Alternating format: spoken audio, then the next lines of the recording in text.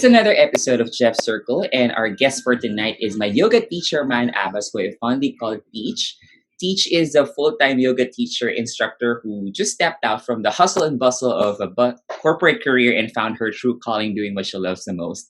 She's a fur mom, a hardcore purple army, and happily married who also shares the same passion with yoga. Welcome, Teach! Thank you, thank you. Hello! Ba't ka natawa? Natawa ako doon kasi totoo eh. Parang gusto-gustuhan ko pa yun. Yung hard... Hello, Jeff, and thank you. Nagustuhan ko yung introduction na hardcore purple army. Natuwa Kasi- ako bigla. Hilig ako. Kasi I asked you for how you want to be introduced. Wala ka naman sinin. So sabi ko, alam ko kay Teach. Ay, wala daw ako natin. Ay, oo nga. Okay na yun. Pero Oo. sobrang accurate naman. So, okay na yun. So, Teach, Yes. before we get started, Totoo naman lahat yun.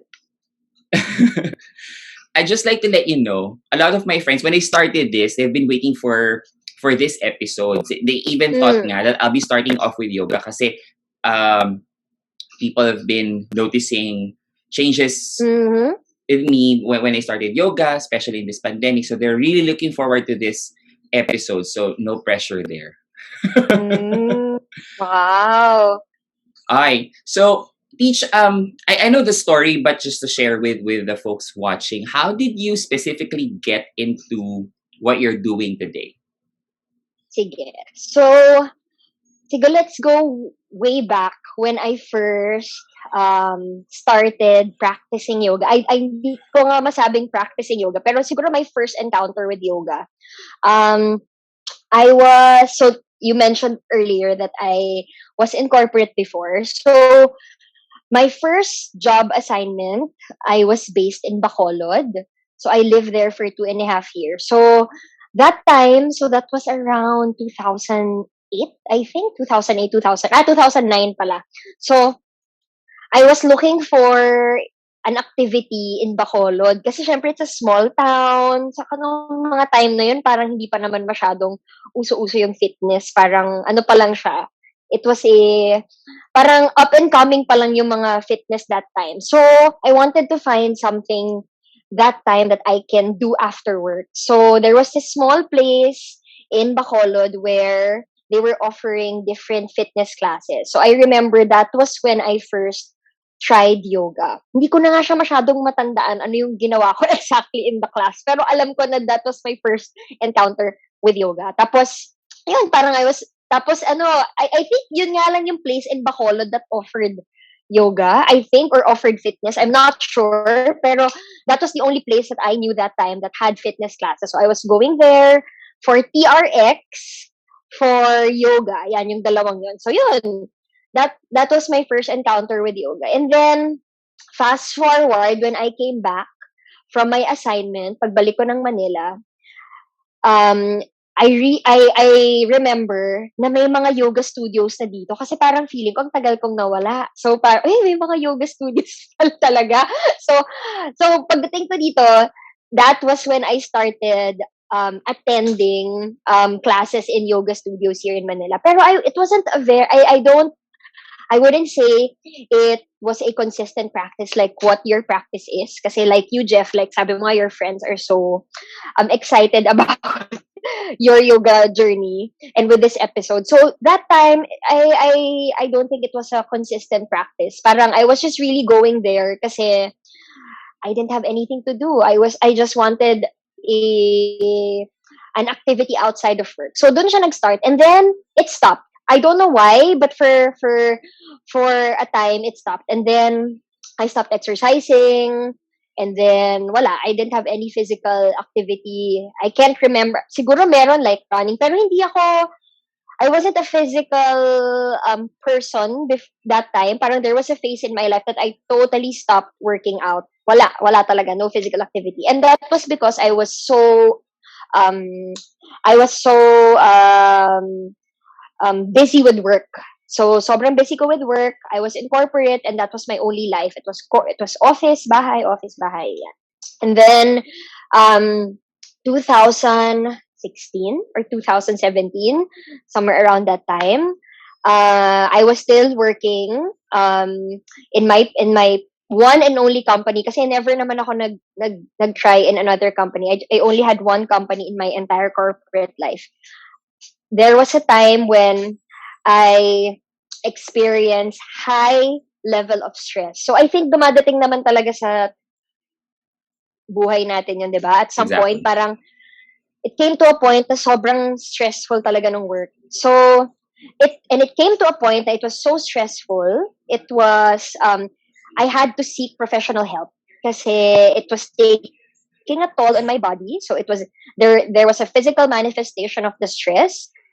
And at the same time, there was mental manifestation of the stress. So, dahil nasa high level of stress ako, I had to seek professional help. And they had to give me a 6-month medical leave so that I can treat myself. So physical when I say physical manifestation, I was stress eating, so tumaba ako. So I had poor eating habits that time kasi pag stress ka sa work, usually your go-to was fast food. So wala, tapos hindi ako natutulog kasi I was working, parang I was working more than 12 hours a day. Sobra akong magtrabaho noon. So wala akong sleep, wala rin akong physical activity. So wala akong outlet. Talagang work lang, just work, work and bahay. And then mentally, I wasn't feeling very good about myself, 'di ba? Para I was feeling sad all the time. Parang I felt para I was always feeling sad every time, especially noon alala ko pag Sunday ng gabi, I talagang parang feeling ko nalulunod ako, para I was choking. Ganun yung feeling ko noon. So I had all those manifestations. So when I had to seek professional help, I was diagnosed with anxiety and depression. So kaya I had to stop working for a while. 6 months yon, medical leave. And then that was when I started coming back to yoga. Parang sabi ko, wala naman akong gagawin. I was just at home and I wanted, kasi sabi lang sa akin, you need to rest. So talagang stop working, no checking of emails, don't answer calls from clients, wala, lahat yan wala. So the first thing actually that my doctor recommended, my psychologist that time told me was, number one, why don't you find an activity that you can do every day, a physical activity? So sabi ko, hindi naman ako nag-workout, hindi rin ako nag-gym. So naisip ko, why not I go back to yoga? Mag-yoga kaya ako ulit. So yun, I started going to yoga again during my 6-month na break. So, and I was very fortunate that the yoga studio was very close to my house. Sobrang parang 5 minutes away lang siya from Amaryllis. So I had parang, because it was very near my place, naging regular yung punta ko dun sa studio. So from once a day, nagpa-practice ako ng Jeff twice a day. Like I would go in the morning, I would go at night. Paulit-ulit every day. Tapos I started feeling good. Parang sabi ko, grabe, parang after siguro 3 weeks of doing that, yung consistently practicing, I was feeling different good, kasi there was something that I look forward to every day, and that was practice talaga yung parang nilulook forward to every day. And I get to practice twice a day, so even weekends, so hindi ako nagre-rest talagang. Pero I enjoy it eh. I remember nga, sabi pa nga sa akin, my mom even told me, baka it's bad that you're doing that. Kasi syempre, I was being treated. Baka hindi maganda na you're exhausting yourself practicing twice a day. Pero I really felt good. So, yun, it just, parang, parang nagkaroon ako yun yung naging outlet ko that time. And it became my therapy. I remember I was contemplating on whether I would take medication or not, because my psychologist was strongly suggesting why, if you're open, you can take medication, kasi nga parang syempre nandun ka pa rin sa phase na confused ako noon eh. Hindi ko alam kung gusto ko pa bang magtrabaho. Parang when I took my 6-month break, parang I felt na gusto ko pa ba bumalik? Parang hindi na ako sure. Nandun na ako sa stage na hindi ko na sure. Parang ano ba talaga gusto kong gawin sa buhay ko? Parang Gusto ko ba, parang, yun, parang after this break, so babalik ako, and then, paano pag ganito na naman? So, magbe-break na naman ako ng 6 months, babalik. So, hindi ko alam yung gusto ko nung time yun. So, sabi ko, mag-yoga na lang muna ako. Then there, after practicing for 6 months, consistently practicing for 6 months, actually, my fear noon, kasi after 6 months, I had to go back to work. My fear noon was, feeling ko hindi na ako makaka-yoga kasi I'm gonna go back to work. So, hindi ko na naman magagawa to kasi syempre the schedule's different, may trabaho na naman ako. Pero, Jeff, parang siguro dahil during that period, medyo nagkakaroon ako ng enlightenment of what I really wanted to do. When I came back to work,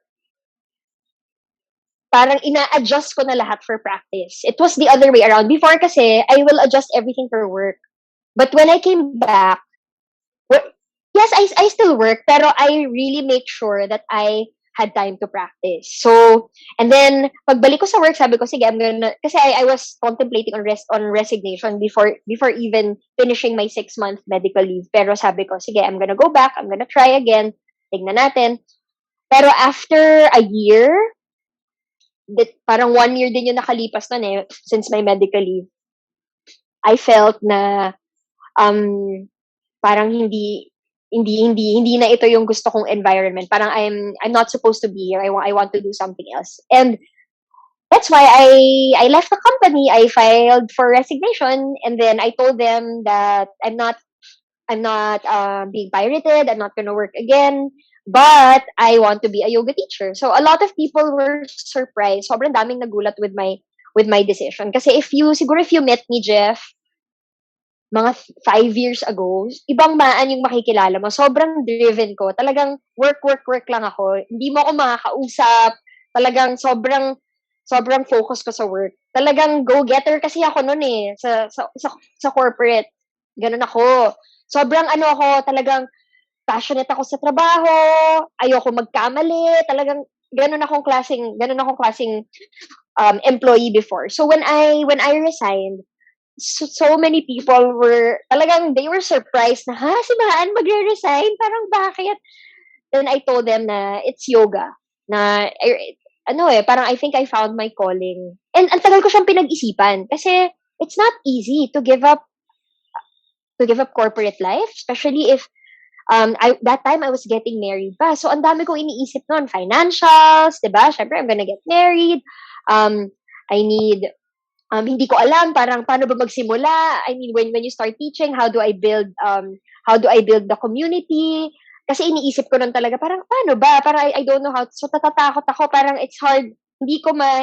Parang I can't give my 100% right away in teaching. Pero siguro what changed my mind, yung when I went back to work, when I started working, I felt na my heart wasn't there anymore. Parang it was really about teaching. Yun na yung nilulook forward ko. So, yun. So, I filed for resignation and then I left. I've been teaching for magto 2 years na akong teaching this June. Tama ba? May pala, this May. So, 2 years na ako in May. So I've been out of corporate for 2 years, but I can really say that this is the best decision that I've made in my life. Talaga. Totoo. I'm so happy for you that you said that kasi I think I can relate because the reason why I can relate to you because I think pareho tayo, go-getter din ako and I was living in a bubble na this is my life. And the reason why I've started this whole show, it's because I want to reconnect with my friends kasi I sort of disconnected with friends kasi pag may together, hindi ako pupunta. Parang parang di ako file ng leave. Parang I don't even use leaves. I convert that into... So, parang, kung may ganun ako, parang family events, hindi ako pupunta. Kaya, even si ate can attest to that, hindi nila ako nakikita pag nung dati nung nag-work ako. Pero, I know that we're losing our track on yoga and on the career, pero I'm really interested to know. Kasi ako personally, the reason why we're this, because we have aspirations in life. We have goals. And yes. I think you have to give up on those goals, some of it, I guess, and you really have to be contented with yourself in order for you Mm. to accept the fact na I'm letting go of the corporate life kasi you'll be losing money, let's face it, and a lot of it. Hmm. Oo. So Totoo. same ba with you Um, na yes, that was, kasi yun yung unang-una syempre in consideration mo. Like, when you leave the company or when you leave corporate life, can you still support yourself right, financially? Kasi syempre, like, ako nga, siguro kung single ka, parang madali eh, di ba? Kasi syempre wala ka namang responsibilities.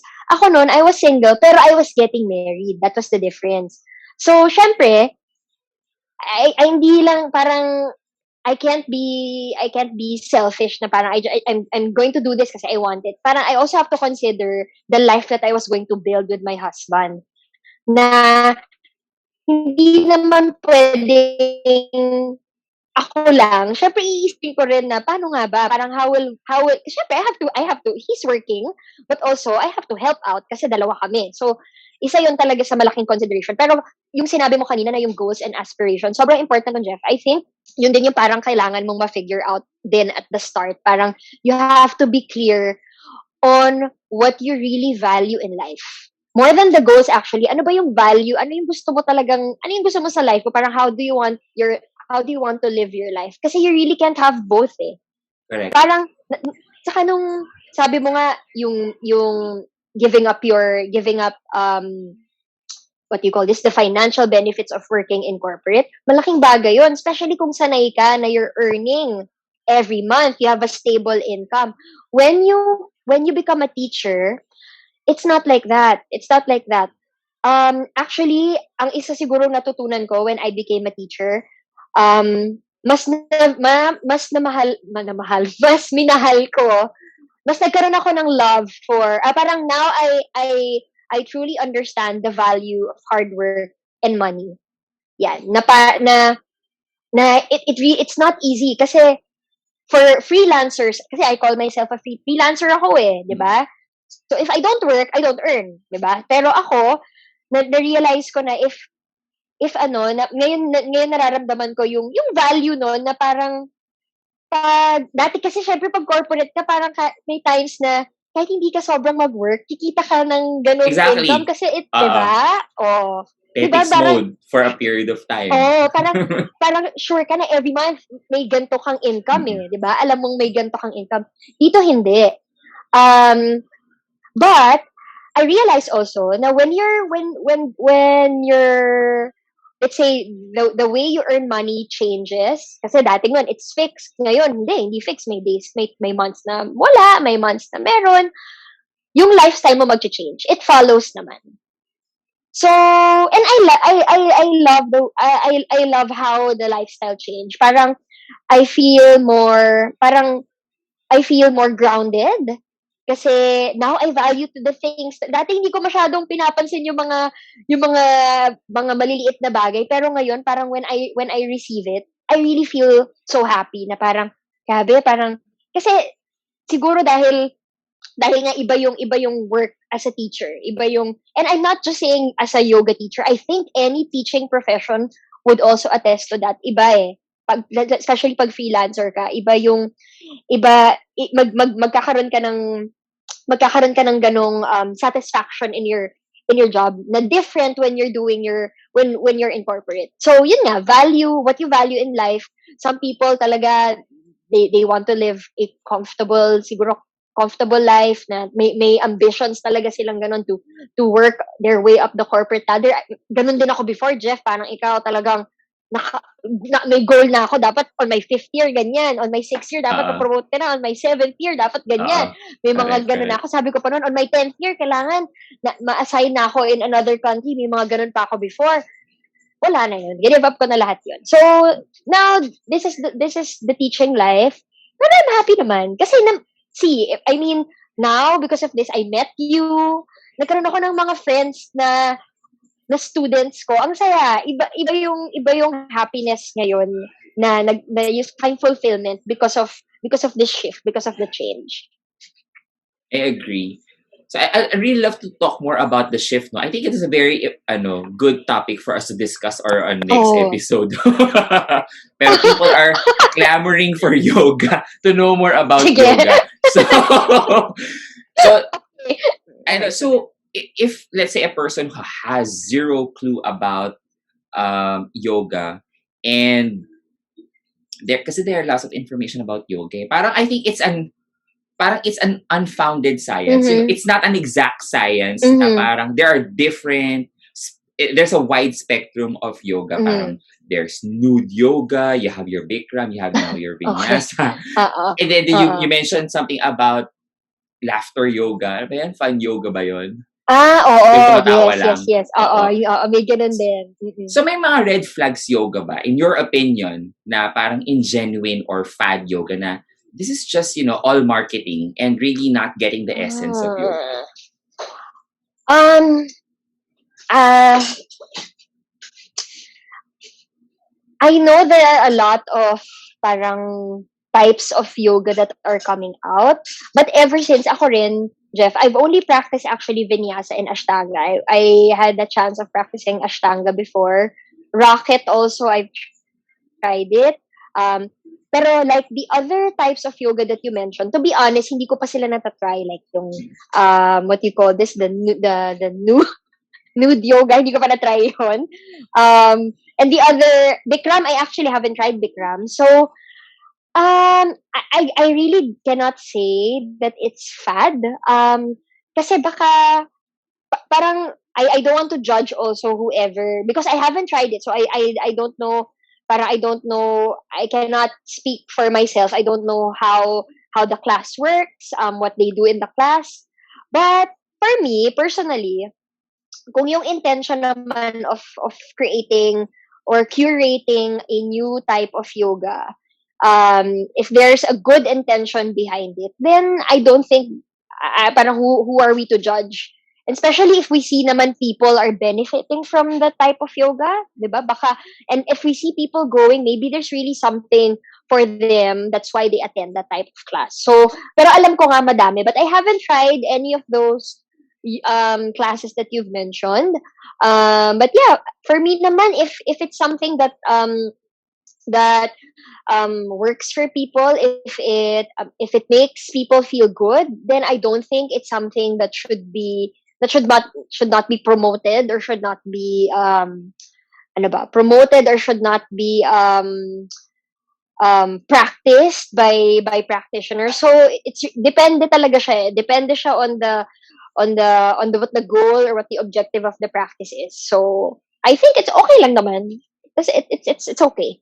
So Yeah. it's all about the student's preference on what are they really after. Parang ganon. Oh, I think it's that what they're really looking for, what type of class they're looking for. Kasi there's vinyasa, like what we're teaching, but of course the style of the teachers will be very different. So every student naman will always, like me, even before, and until now, kasi I still practice, you will always find yourself going to a class where you really can relate to, yung nakaka-resonate ka talaga dun sa teacher, and then nakaka-resonate ka sa teacher, plus you really find the value in the practice. Feeling ko yun naman talaga. So, with all those types of yoga that you mentioned, if the students feel that they are getting value from this type of class, then I don't think I don't think there's anything wrong with it.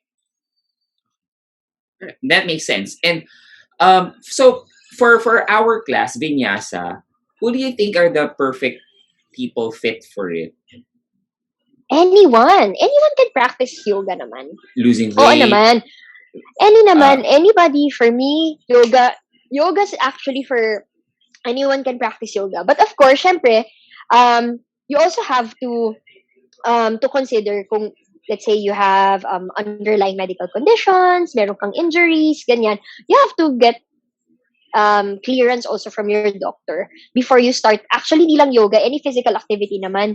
Especially kung meron kang ang underlying physical condition, or if you had a previous injury, you have to get your doctor's approval first before practicing yoga. I think that's the most important thing. But So anyone can practice it.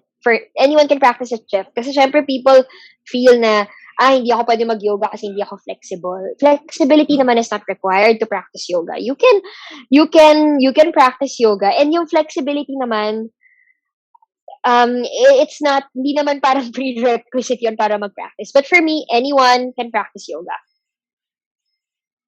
But for someone who has zero knowledge, kunwari, is Bikram right for me? Is Vinyasa right for me? How would they choose? Ano ba dapat ang goals nila in order for them to choose the right yoga for them? So parang I think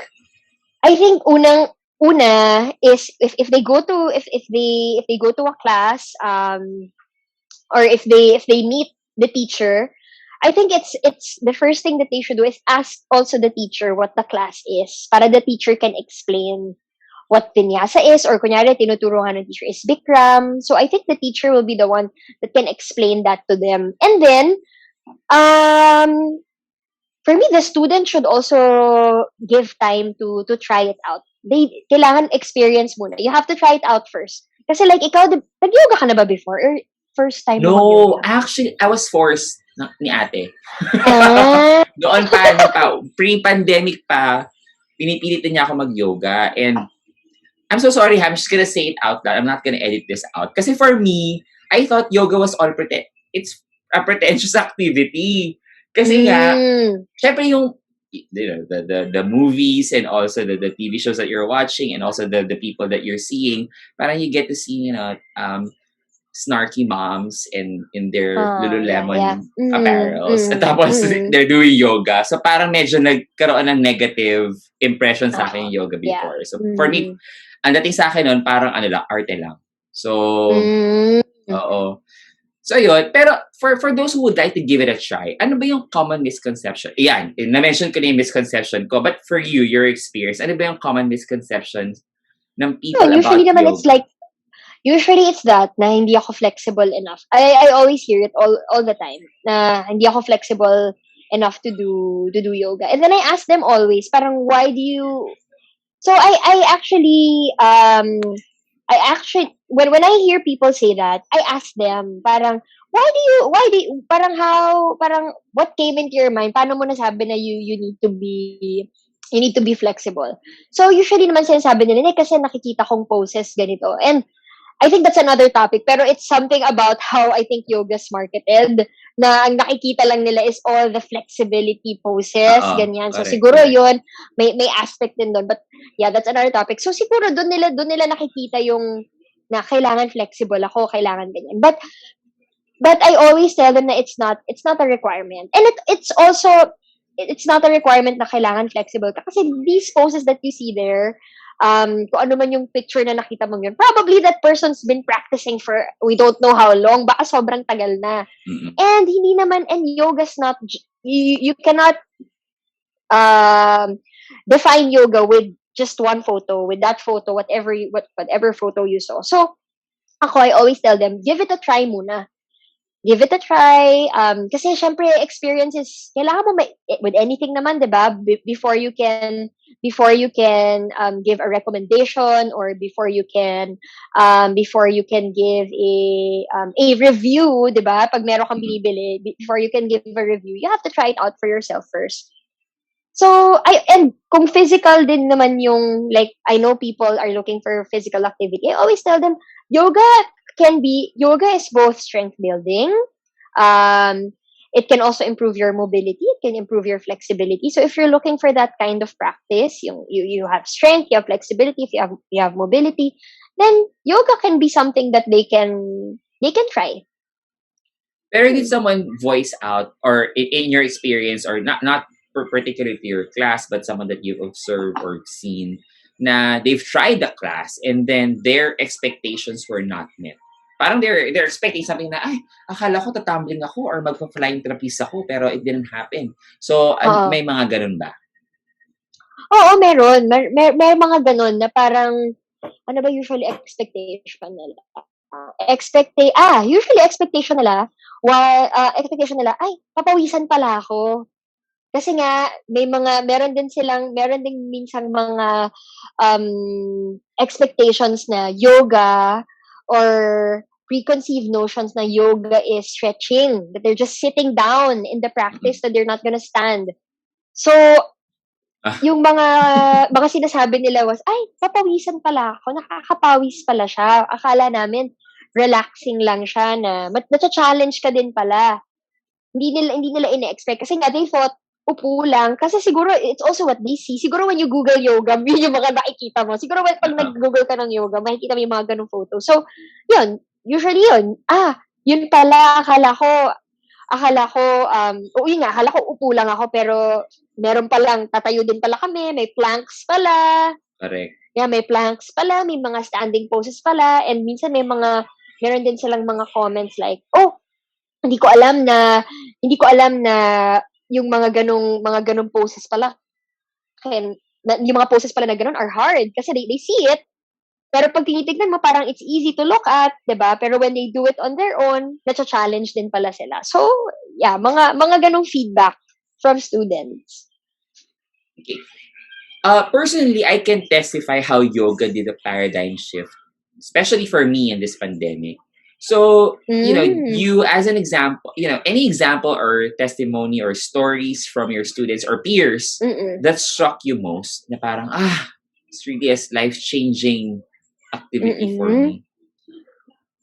Naku, madami, Jeff, from our community. And nakakatuwa kasi the students in our community, uh they're very open about their experience. Open talaga sila na magkwento ng mga experience nila. I think ang mga naalala kong mga testimonials nila, number one, parang at my age, I never realized, or I never expected that I can do this. Kasi iniisip nila yogas for the young, yogas for Mm. the flexible, yogas for the may mga ganun. So but when they're able to do something that they've never done before, feels good. It feels so empowered. It feels so fulfilling. Kasi syempre, hindi meron ka kasing you set expectations for yourself eh. You give may mga limitations ka for yourself that you set. But when you overcome those expectations, or when you yung mga limitations mo biglang hindi pala, kaya ko pala. So it makes them very fulfilled na kaya ko pa pala at my age, ganyan. Mm. May mga ganong feedback sila. And also with this pandemic, a lot of the students approach me and they tell me that they're very happy that they can practice yoga online. And who would have thought? Kahit ako, hindi ko iniisip na kaya palang mag-hold ng class online. Because that was my um fear before, na how do I continue teaching? Parang ang hirap naman to do an online class, kasi syempre, and I'm not just thinking about myself, I'm thinking about all of you, kasi you need space. 'Di ba? Kailangan mo ng space, kailangan mo ng internet connection. So hindi siya madali. So pero now, and especially with this pandemic, a lot of you also have mentioned na they're happy that the practice continued even with this pandemic, because they have an outlet. They have something Correct. to look forward to every day. Hindi lang work, especially yung mga kagaya mo na working from home, parang ito yung nagiging break nila from work. They can practice. And then for those naman who are not working, it's a space for them to, naging outlet siya. Kasi syempre, ikaw, if you're just at home the whole day, especially nung mga first few months of the pandemic, diba, grabe yung, dahil mo iniisip nung time na yun eh. So, but Mm. then, the practice was there, and it became an outlet for them to release whatever they want to release.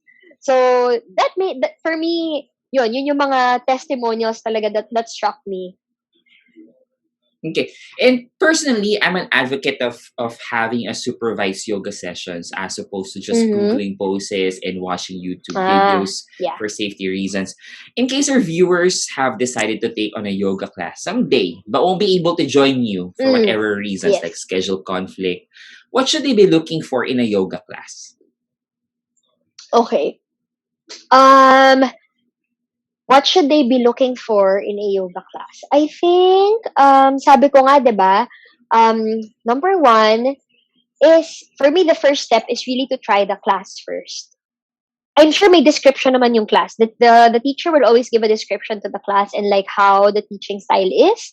So if it's something that interests you, or if it's something that that resonates with you, try the class. Try the class. Kasi you always need to try it before you, kasi description lang yan, pero the experience is different. So you have to be there para first hand yung experience mo, and you can really give an honest review of the class. And siguro ako, if I'm also, because I also practice, so I always look for a teacher or a class where the teacher gives very clear instructions. For me, that's super important sa akin. Kasi, um, bakit nga ba sa akin super important yun? Kasi, especially for beginners, Jeff, when you're a beginner and you enter a class, minsan may mga jargons ka ring maririnig in class. I'm sure na-experience mo yun, di ba? May mga jargons na hindi ka familiar. So, ako rin, as much as possible, that's also something that I try to practice in teaching. As much as possible, I try to remove the jargons in the class because I want everybody to understand the instructions. So it has to be clear. And especially with online, dahil the teacher's not there, sabi mo nga, walang teacher to physically supervise, the instruction has to be clear because if the instruction is not clear, the student will just be, alam mo yun, the student will just keep looking at the monitor to look at the class, to look at his or her classmates, or to look at the teacher kung anong ginagawa. But if the instructions are clear, the student can focus, diba, in the class. You don't need to look at the screen. You can practice even without looking at the screen. So, yun yung parang for me, dapat hanapin din ng anybody who wants to try yoga. The instructions are clear.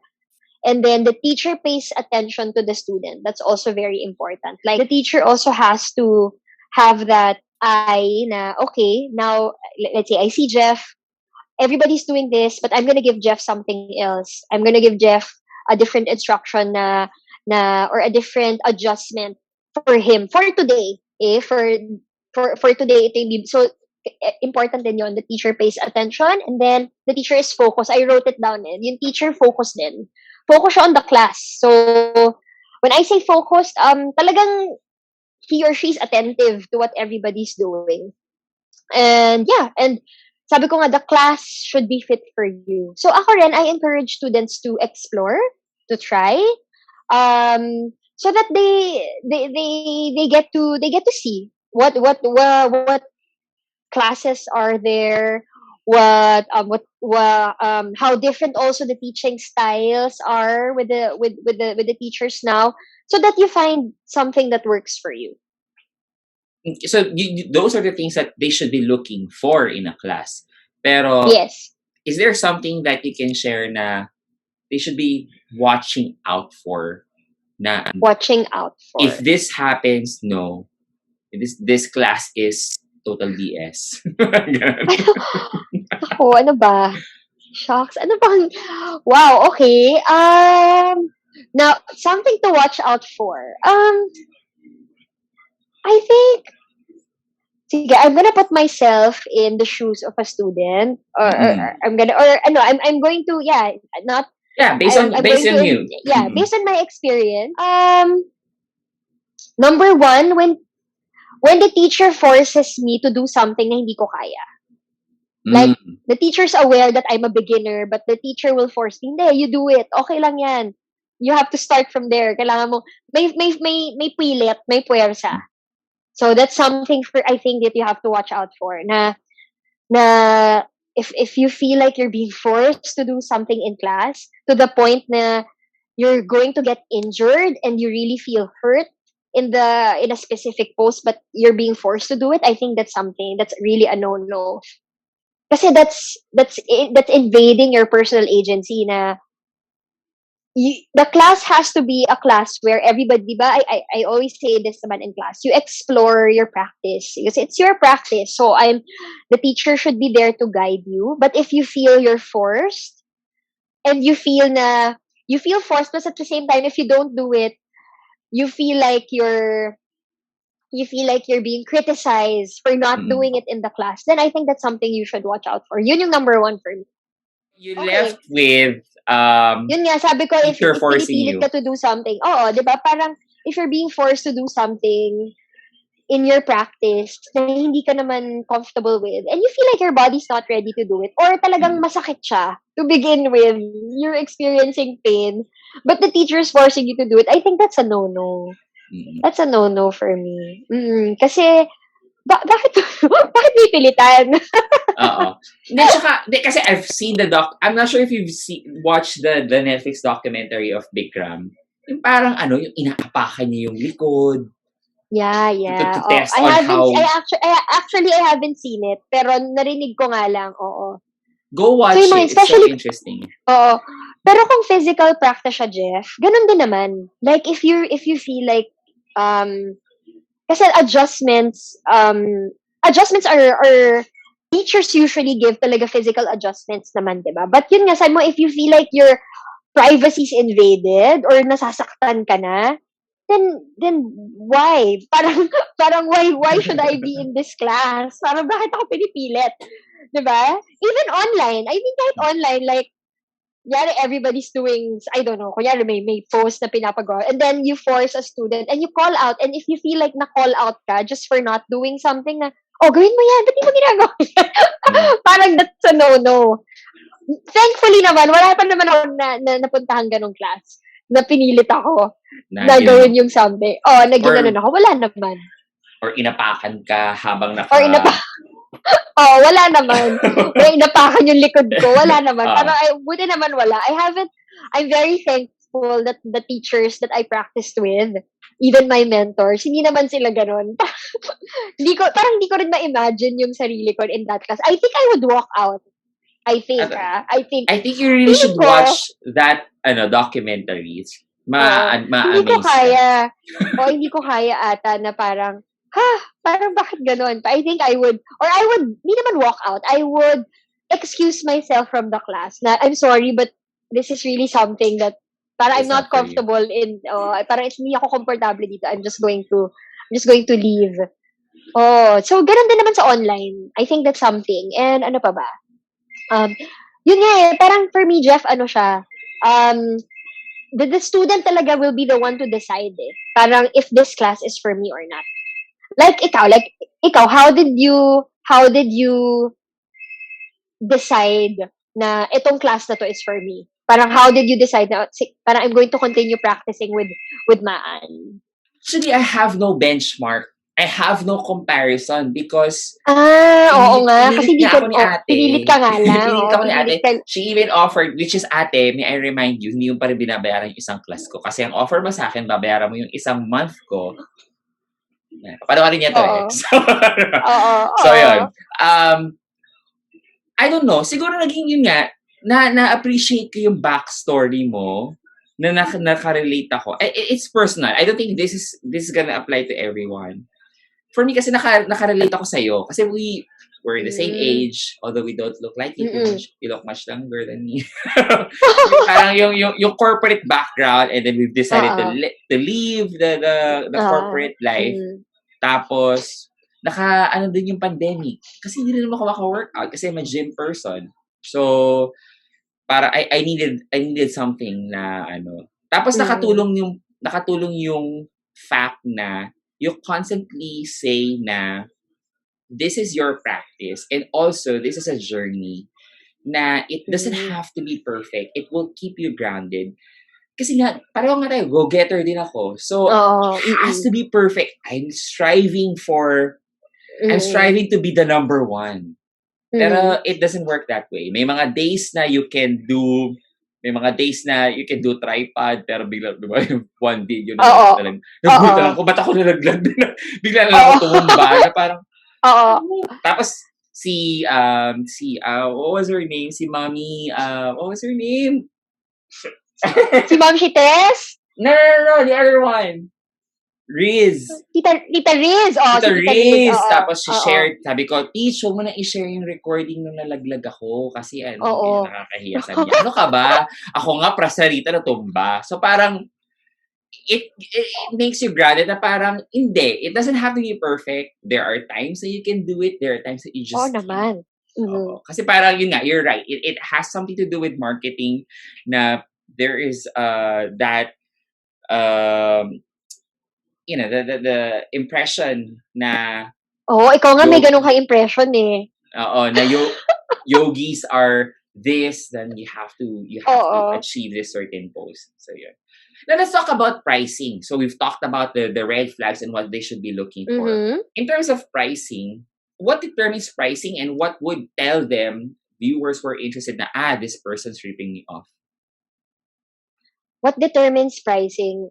Alam mo, pinag-isipan ko nga rin 'to, Jeff, eh. Pero parang for me personally, what determines pricing? Well, there's an average price now Mm.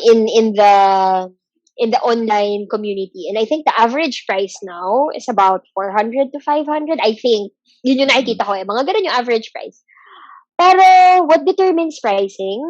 For me, personally, it's the teacher's personal perceived value. Pero teach, whenever someone asks me about our class and I would say your rate, they would say na, "Oy, ang mura." Nagugulat sila na ang mura. So parang Talaga? oo, pero I don't think that the pricing was because of the quality of teaching that you're putting into it, kasi otherwise I wouldn't stay, 'di ba? Pero Mhm. how much is too much? Na parang I don't think that's a good price for a yoga class. Hindi ko kasi sa ngayon lahat naman actually halos lahat ng classes ngayon parang pare-pareho yung price, eh. Siguro you pay a certain amount for a class na hindi naman na-meet yung goals mo, for example. Kasi nga sabi mo nga may goal ka, 'di ba, on what you're Oo. expecting in a class. But you were charged for an amount. Hindi ko ma-determine yung value eh, yung kung ano yung numerical value. I don't know if you remember, sinabi ko rin siya na when you're attending anything that you're any class, hindi lang yoga, if you're going to the gym, if you're whatever class you're taking, it's an investment for yourself eh. So, dahil nag-invest ka sa sarili mo, you also have to be very selective on how you spend for yourself kasi you're the one that's benefiting from that. So, important talaga na ikaw na rin yung magde-discern at the end kung tama lang ba kung worth the time. And time is important. Actually, Kasi when I mentioned the price, we don't even talk about the duration. So parang alam ah talaga nila na talagang mura. So feeling ko din ako, if that was me before, magugulat din ako kasi nga ang perception ko nga is alam mo yun, pang-alta ang yoga and it has something to do na pang you have, alta-alta, oo, oo. oo, pang-alta-alta. So, parang, Oo. okay, yan pala siya. So, pero right now, teacher, out of curiosity, because we mentioned about the pricing being determined by the teacher and also the students' experience and Mhm. also meeting their expectations. For the teacher, on the teacher side, syempre you have to have that certain credibility and market. We know Bikram, we know these people na they have elevated themselves in the niche of yoga. Meron ba dito sa Mhm. Philippines na parang celebrity yogis, celebrity yoga instructor, Celebrity yoga instructors. I think maraming mga celebrities who wala are akong kilala. na naging teacher. No, si Maxine Magalones, a yoga teacher na. Ay, And the talaga. husband. Oo. So they Certified? are certified na sila. Oo, they're teaching, but I haven't attended their class. Pero alam ko they're already teaching. Sila lang yung kilala ko. I don't know, so baka kung meron pa. Pero from sa mga kilala ko, sila yung alam kong celebrity yoga teacher. Alright, so unfortunately, Teach, this is about the end. I'm sure we have a lot more to talk about for our next episode should you grace Oo nga eh. us with your time. I think Oo nga. a lot of people would be asking about the career shift kasi parang yan yung yung hot topic din ngayon, especially in the pandemic, on how they can shift over to online teaching and online jobs. So Mm. before we end this episode, I'm sure you'd like to invite our viewers to our yoga class. Where can they Yes. reach you? Okay. Yes. So, thank you, Jeff. And thank you for having me here. Thank you for this opportunity for, actually, parang, ang saya, no? Parang informal talk lang siya. And I really enjoyed it. So, Um, I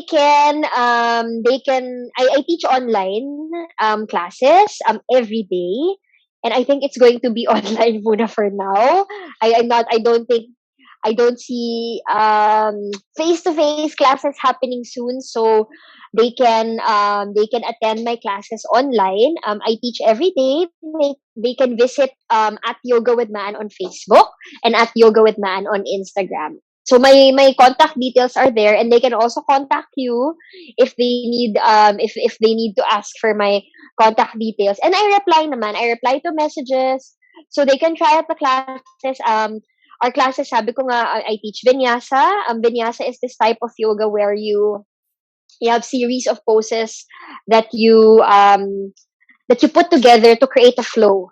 Yan, to create a flow. So, and the way I teach, so that's vinyasa. Basically, that's vinyasa. How vinyasa style of yoga is. You develop a flow, or you have a sequence.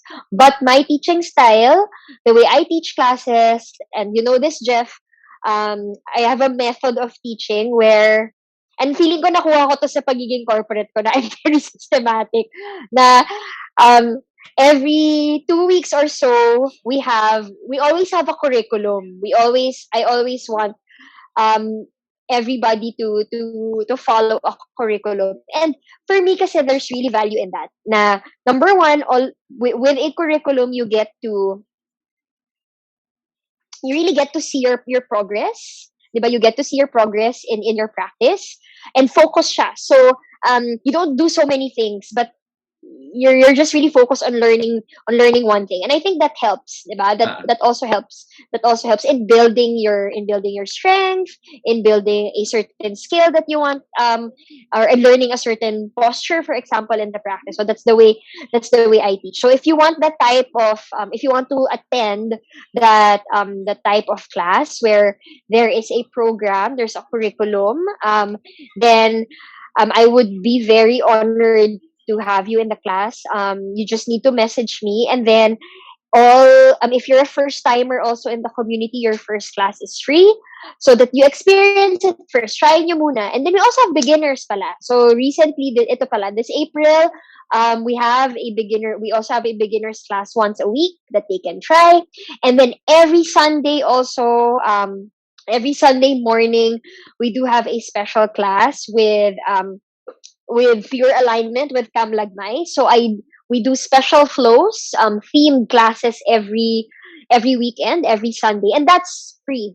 That's for everybody. So kahit na you're not enrolled in my classes, but you wanna try, actually that's the perfect place pala to try the class. Then if you want to try theme classes, then you can attend the Sunday class. That's every 9:30, and it's an hour flow and a 30-minute guided meditation by Cam Lagmay. So just visit at Yoga with Maan, Facebook and Instagram. The classes are, I have tama ba? Tama. We have two classes every day, one in the morning and one in the evening. So perfect siya, especially if you're the type who likes to practice in the morning, then you can practice in the morning. Kung gusto mong mag-doubles, gusto mo ulit maggabi, then you have an evening class. So there. all right, thank you, Tish. And also, yes, I can really share the fact that this is really perfect for some, especially for people who are stressing out with their work and a lot of things going in their head. This is the time for you to really just let it go, and this is the time for you to be sabaw and space out and just follow, and tying it back to your to what you mentioned earlier about the teacher being able to give clarity in their Mm. instructions. Kasi ako personally, when I do my yoga, I space everything. I don't even think. I just listen and just do Talaga? it. So, Oo, hindi ka talaga tumitingin? Actually, hindi oo nga, na. na nakikita kita, hindi nga. Oo. Hindi na ako tumitingin. Before So parang, siguro ng mga first. oo na parang, paano ba yun? Paano ba yung wild thing na yun? So parang, pero ngayon, Uh, parang nakikinig na lang ako for cues. So yeah, this is really perfect, especially in this pandemic. It's really a good time for you to, and it's really investing for yourself.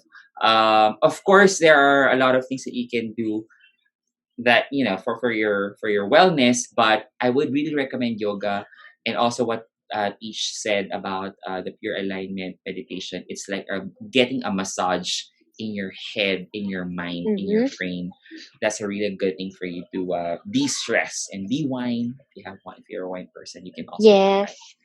All right. Thank you so much, Teach, for sharing. I hope Thank I you can so have you much. again for another episode. Parang feeling ko ang magiging next topic na natin, career shift. Oo, maganda yan. Oo, kasi Oo. maraming nagko-contemplate about, especially now, with Mm-mm. everything going on, parang a lot of people are contemplating about career shift. Kasi iba rin kasi syempre when you're with this pandemic, ang daming nagbago eh. So many Oo. things change. So yeah. So but thank you for giving me this this opportunity to promote also the class. Kasi yeah, we'd love ako sobrang gusto ko kapag may mga bagong faces, and yeah, just try out the class first. Try our class anytime naman you can. Any class, any schedule that you want, you can try it out for free if you're a first timer. So yes, please try the class. All right. Thank you so Yeah. much, Teach, again. Have a good night. Thank you, Thank everyone. you. You just watched an episode of Chef Circle. Share this episode to anyone you think would benefit from what we've covered today. Thanks for watching.